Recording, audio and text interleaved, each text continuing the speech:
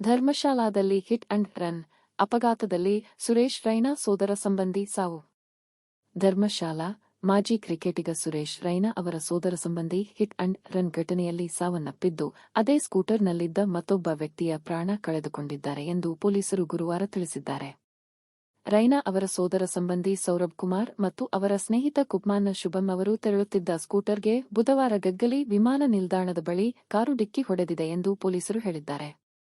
ಗಗ್ಗಲ್ನ Himachal timber ಬಳಿ ಬುಧವಾರ ರಾತ್ರಿ 11:30 ಸುಮಾರಿಗೆ ಈ ಘಟನೆ ನಡೆದಿದೆ ಎಂದು ಕಂಗ್ರಾ ಪೊಲೀಸ್ ವರಿಷ್ಠಾಧಿಕಾರಿ ಶಾಲಿನಿ ಅಗ್ನಿಹೋತ್ರಿ ಅವರು ತಿಳಿಸಿದ್ದಾರೆ.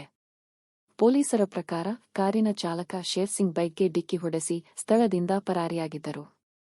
ಆದರೆ ಘಟನೆ ನಂತರ ಸಿಸಿಟಿವಿ ದೃಶ್ಯಾವಳಿಗಳ ಸಹಾಯದಿಂದ ಶೇರ್ ಸಿಂಗ್ ಅವರನ್ನು ಮಂಡಿಯಲ್ಲಿ ಬಂಧಿಸಲಾಗಿದೆ. ಆರೋಪಿಯ ವಿರುದ್ಧ ಭಾರತೀಯ ದಂಡ ಸಂಹಿತೆಯ ಸೆಕ್ಷನ್ 279 ಅತಿ ವೇಗದ ಚಾಲನೆ ಮತ್ತು 304(ಎ) ನಿರ್ಲಕ್ಷ್ಯದಿಂದ ಸಾವಿಗೆ ಕಾರಣ, ಮೋಟಾರು ವಾಹನ ಕಾಯ್ದೆಯ ಸೆಕ್ಷನ್ 187 ರ ಅಡಿಯಲ್ಲಿ ಪ್ರಕರಣ ದಾಖಲಿಸಲಾಗಿದೆ ಎಂದು ಪೊಲೀಸರು ತಿಳಿಸಿದ್ದಾರೆ.